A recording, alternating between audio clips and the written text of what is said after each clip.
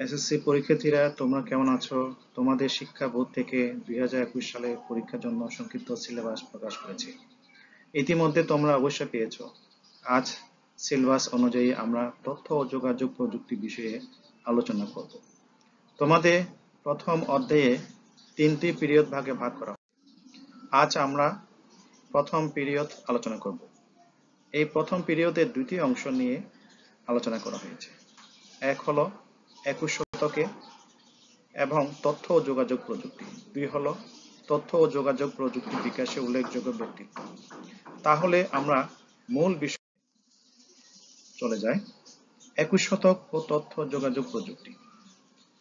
বিগত শতাব্দীতে সম্পদের যে ধারণা ছিল, 21 শতকে এসে সেটি পুরোপুরি পাল্টে গেছে। পৃথিবীর সবাই মেনে নিয়েছে যে 21 শতকের সম্পদ হচ্ছে জ্ঞান, যার অর্থ কৃষি, খনিজ সম্পদ কিংবা শক্তির উৎস নয়, শিল্প কিংবা বাণিজ্য নয়। এখন পৃথিবীর সম্পদ হচ্ছে সাধারণ মানুষ। তার কারণ শুধু মানুষই জ্ঞান অন্বেষণ করতে পারে, জ্ঞান ধারণ করতে পারে এবং জ্ঞান ব্যবহার করতে পারে। পৃথিবীর সম্পদের এই নতুন ধারণাটি সারা পৃথিবীতে মানুষের চিন্তা ভাবনার জগৎটি পাল্টে দিয়েছে। পৃথিবীর মানুষ এখন 21 শতকে মুখোমুখি হওয়ার জন্য আলাদাভাবে প্রস্তুতি নিতে শুরু করেছে। আমরা সবাই অনুভব করতে পারছি 21 শতকের পৃথিবীতে আসলে জ্ঞান ভিত্তিক একটা অর্থনীতির উপর দাঁড়াতে শুরু করছে। 21 শতকে এসে আমরা আরো 2টি বিষয় শুরু করেছি, যার একটি হচ্ছে গ্লোবালাইজেশন, অন্যটি হচ্ছে ইন্টারন্যাশনালাইজেশন। এই 2টি বিষয় ত্বরান্বিত হওয়ার পেছনে কারণটি হচ্ছে তথ্য ও যোগাযোগ প্রযুক্তি। যে কোনো দেশে ভৌগোলিক সীমানা বিশ্বায়নের কারণে নিজেই দেশে গণ্ডি ছাড়িয়ে সারা পৃথিবীতে ছড়িয়ে পড়েছে। পৃথিবীতে বোঝার জন্য আমরা আমাদের বাংলাদেশের উদাহরণটি নিতে পারি। আমাদের দেশের লক্ষ লক্ষ মানুষ এখন সারা পৃথিবীতে ছড়িয়ে ছিটিয়ে আছে। তারা যেখানেই আছে সে অংশটুকুই বাংলাদেশ। এক অর্থে বাংলাদেশের সীমানা ছড়িয়ে গেছে, আবার বাংলাদেশের অধিবাসী হয়েও তারা পৃথিবীর অন্য দেশের নাগরিক হয়ে বেঁচে আছে। আন্তর্জাতিকতায় এখন এই নতুন পৃথিবী অলিখিত নিয়ম। আমরা জানি পৃথিবী মানুষকে একসময় বেঁচে থাকার জন্য পুরোপুরি প্রকৃতি অনুকম্পার উপর নির্ভর করতে হতো। মানুষ বিভিন্ন যন্ত্র আবিষ্কার করে প্রকৃতির উপর নির্ভরশীল কমিয়ে এনেছে।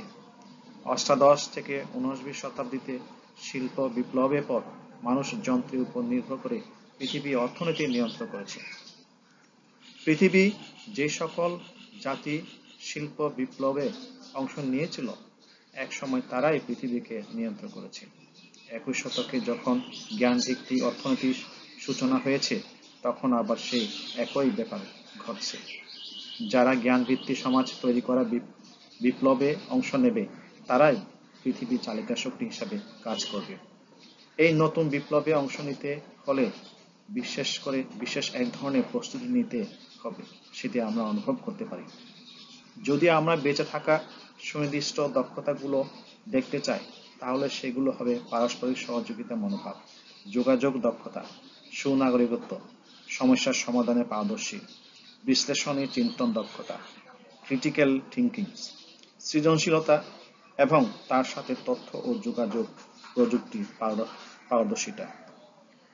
সত্যি কথা বলতে, তথ্য ও যোগাযোগ প্রযুক্তিতে পারদর্শিতা সবচেয়ে প্রয়োজনীয় দক্ষতা, স্কিল হিসেবে খুব দ্রুত স্থান করে নিচ্ছে। 21 শতকে টিকে থাকতে হলে সবাইকে তথ্য ও যোগাযোগ প্রযুক্তির প্রাথমিক বিষয়গুলো জানতে হবে। এই প্রাথমিক বিষয়গুলো জানা থাকলেই একজন এটি ব্যবহার করে তার বিশাল বৈচিত্র্য জগতে প্রবেশ করতে পারে। একজন শিক্ষার্থী যতক্ষণ পর্যন্ত এই প্রযুক্তি ব্যবহারে অভ্যস্ত না হবে, ততক্ষণ পর্যন্ত সেই তথ্য সংগ্রহ, বিশ্লেষণ, সংযোজন, মূল্যায়ন করে নতুন তথ্য সৃষ্টি করতে পারবে না। এই দক্ষতা অর্জন করতে না পারলেই সে 21 শতকে চ্যালেঞ্জ মোকাবেলায় করে জ্ঞান ব্যক্তি সমাজে স্থান করে নিতে পারবে না। তাহলে চলো আমরা প্রথম অধ্যায় শেষ করলাম, দ্বিতীয় অংশটা আলোচনা করি। তথ্য ও যোগাযোগ প্রযুক্তি বিকাশে উল্লেখযোগ্য ব্যক্তিত্ব যারা। তথ্য ও যোগাযোগ প্রযুক্তি আজকে বিকাশে পিছনে রয়েছে অনেক বিজ্ঞানী, ভিশনারি, প্রকৌশলী এবং নির্মাতাদের অবদান। তার এবং তারহীন যোগাযোগ ব্যবস্থা, কম্পিউটারে গণনা ক্ষমতা বৃদ্ধি এবং মাইক্রো ইলেকট্রনিক্সে বিকাশ বর্তমানে আইসিটিকে মুঠোর মধ্যে নিয়ে এসেছে। আধুনিক কম্পিউটারের বিকাশ বা প্রচলন শুরু হয় চার্লস বেবেজ তার জন্ম থেকে মৃত্যু পর্যন্ত জন্মসাল হচ্ছে 1791, তার জীবন অতীত কাল পর্যন্ত, মৃত্যু পর্যন্ত 1871 সাল পর্যন্ত। নামে একজন ইংরেজ প্রকৌশলী ও গণিতবিদের হাতে। অনেকে তাকে আধুনিক কম্পিউটারের জনক বলে থাকেন। তিনি তৈরি করেন ডিফারেন্স ইঞ্জিন। 1971 সালে লন্ডনে বিজ্ঞান জাদুঘরে চার্লস বেবেজের বর্ণনা অনুসারে একটি ইঞ্জিন তৈরি করা হয়। দেখা যায় যে সেটি সঠিকভাবে কাজ করছে এবং পরবর্তীতে তিনি অ্যানালিটিক্যাল ইঞ্জিন নামে একটি গণনা যন্ত্রের পরিকল্পনা করেন। তবে তার গণনা কাজটি কিভাবে আরো কার্যকর করা যায় সেটি নিয়ে ভেবেছিলেন কবি লর্ড বাইরনের কন্যা অ্যাডাম লাভলেস। অ্যাডাম লাভলেস জন্ম 1815 থেকে 1852 সাল পর্যন্ত, তার জীবন বৃত্তান্ত জন্ম থেকে মৃত্যু পর্যন্ত। মায়ের কারণে অ্যাডাম ছোটবেলা থেকে বিজ্ঞান ও গণিতে আগ্রহী হয়ে ওঠেন। 1833 সালে চার্লস বেবেজের সঙ্গে তার পরিচয় হলে তিনি বেবেজের অ্যানালিটিক্যাল ইঞ্জিনকে কাজে লাগানোর জন্য প্রোগ্রামিং এই ধারণা সামনে নিয়ে আসেন। এই কারণে অ্যাডাম লাভলেসকে প্রোগ্রামিং ধারণা প্রবর্তক হিসেবে সম্মানিত করা হয়। 1842 সালে বেবেজ তুরিন বিশ্ববিদ্যালয়ে তার ইঞ্জিন সম্পর্কে বক্তব্য দেন। সেই সময় অ্যাডাম বেবেজের সহায়তা নিয়ে পুরো বক্তব্যের সঙ্গে ইঞ্জিনের কাজের ধারণাটি বর্ণনা করেন। কাজের ধারা বর্ণনা করার সময় তিনি এটিকে ধাপ অনুসারে ক্রমাঙ্কিত করেন। অ্যাডাম মৃত্যু 100 বছর পর 1953 সালে সেই নোট আবারও প্রকাশিত হলে বিজ্ঞানীরা বুঝতে পারেন অ্যাডাম লাভলেসই অ্যালগরিদম প্রোগ্রামিং এর ধারণাটা আসলে প্রকাশ করেছিলেন। বেবেজ আর অ্যাডাম এই কার্যক্রমের পাশাপাশি সেই সময় পদার্থবিজ্ঞানের গুরুত্বপূর্ণ অগ্রগতি সাধিত হয়। বিজ্ঞানী জেমস ক্লার্ক ম্যাক্সওয়েল, তার জন্ম থেকে মৃত্যু পর্যন্ত, জন্মসাল হচ্ছে 1831, জীবন বৃত্তান্ত মৃত্যু পর্যন্ত, মৃত্যু সাল হচ্ছে 1879 সাল, তড়িৎ চুম্বকীয় বলে ধারণা প্রকাশ করেন, যা বিনা তারে বার্তা প্রেরণে একটি সম্ভাবনাকে তুলে ধরে। বিনা তারে এক স্থান থেকে অন্য স্থানে বার্তা প্রেরণে প্রথম সফল হন বাঙালি বিজ্ঞানী জগদীশ চন্দ্র বসু। তার জন্ম হচ্ছে 1858 সাল থেকে তার জীবন বৃত্তান্ত মৃত্যু পর্যন্ত সাল হচ্ছে 1937 সাল পর্যন্ত। 1895 সালে জগদীশ চন্দ্র বসু অতি ক্ষুদ্র তরঙ্গ ব্যবহার করে এক স্থান থেকে অন্য স্থানে তথ্য প্রেরণ সক্ষম হন। কিন্তু তার এই আবিষ্কার প্রকাশিত না হওয়ায় সার্বজনীন স্বীকৃতি পায়নি। তবে বেতার তরঙ্গ ব্যবহার করে একই কাজ প্রথম প্রকাশিত হওয়ায় সার্বজনীন স্বীকৃতি পান ইতালি বিজ্ঞানী গুগলিয়েমো মার্কনি। তার জন্ম সাল হচ্ছে 1874, জীবন বৃত্তান্ত থেকে মৃত্যু পর্যন্ত, মৃত্যু সাল হচ্ছে 1937 সাল। এই জন্য তাকে বেতার যন্ত্রের আবিষ্কারক হিসেবে স্বীকৃতি দেওয়া হয়। 20 শতকে ইলেকট্রনিক্সে বিকাশের পর প্রথমে আইবিএম কোম্পানি মেইনফ্রেম কম্পিউটার তৈরি করে। পর্যায়ক্রমে 1971 সালে মাইক্রোপ্রসেসর আবিষ্কৃত হলে সাশ্রয়ী কম্পিউটার তৈরি পথ সুগম হয়। 20 শতকে 70-এর দশকে ইন্টারনেট প্রোটোকল ব্যবহার করে আরপানেট আবিষ্কৃত হয়।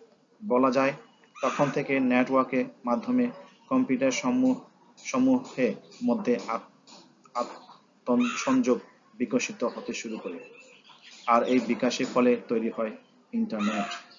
1971 সালে আরপানেট ইলেকট্রনিক্স মাধ্যমে পত্রালাপের সূচনা করেন আমেরিকার প্রোগ্রামার রেমন স্যামুয়েল টমলিনসন। তিনি প্রথম ইমেল সিস্টেম চালু করেন।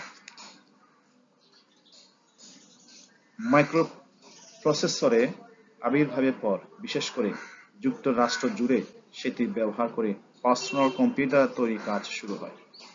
স্টিভ জবস তার জন্মসাল থেকে মৃত্যু পর্যন্ত, জন্মসাল হচ্ছে 1955 থেকে তার জীবনবৃত্তান্ত থেকে মৃত্যু পর্যন্ত, মৃত্যুসাল হচ্ছে 2011 সাল, ও তার দুই বন্ধু স্টিভ জজনিয়াক ও রোনাল্ড ওয়েনে 1976 সালের 1 এপ্রিল অ্যাপল কম্পিউটার নামে একটি প্রতিষ্ঠান চালু করেন।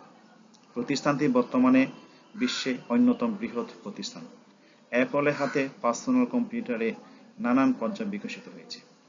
অন্যদিকে 1981 সালে আইবিএম কোম্পানি তাদের বানানো পার্সোনাল কম্পিউটারে অপারেটিং সিস্টেম তৈরি করার জন্য উইলিয়াম হেরিন বিল গেটস, তার জন্ম অক্টোবর 28, 1955 সাল, ও তার বন্ধুদের প্রতিষ্ঠান মাইক্রোসফটকে দায়িত্ব দেয়।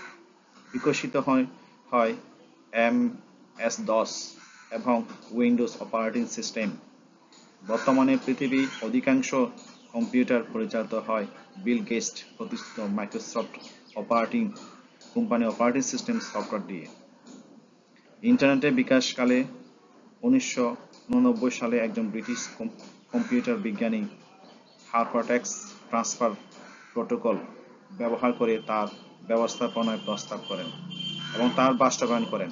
সেই থেকে sir Timothy Johns Tim Berners Lee, তার জন্ম জুন 8, 1955, ওয়ার্ল্ড ওয়াইড ওয়েব, যা WWW জনক হিসেবে পরিচিত, নেটওয়ার্ক প্রযুক্তি বিকাশের ফলে বিশ্বের নানান দেশের মধ্যে ইন্টারনেট বিস্তৃত হয়। ইন্টারনেটকে কেন্দ্র করে একটি শক্তিশালী অর্থনৈতিক ব্যবস্থা গড়ে ওঠে এবং বিকশিত হয় বিভিন্ন ধরনের অ্যাপ্লিকেশন সফটওয়্যার। বর্তমান পৃথিবীর সবচেয়ে জনপ্রিয় সামাজিক যোগাযোগ মাধ্যমের নাম ফেসবুক। হার্ভার্ড বিশ্ববিদ্যালয়ের শিক্ষার্থী মার্ক জুকারবার্গ, তার জন্ম হচ্ছে মে 14, 1984 সাল, ও তার 4 বন্ধু হাতে সূচিত হয় ফেসবুকে। শুরুতে এটি কেবল বিশ্ববিদ্যালয়ের শিক্ষার্থীদের মধ্যে আবদ্ধ থাকলেও মার্চ 2015 এই পরিসংখ্যান যে বিশ্বে প্রায় 1415 মিলিয়ন ব্যবহারকারী ফেসবুক ব্যবহার করেন। এই সংখ্যা প্রতিদিনে বাড়ছে। আমাদের বাংলাদেশে অনেকে সামাজিক যোগাযোগ মাধ্যম হিসেবে এখন ফেসবুক ব্যবহার করে।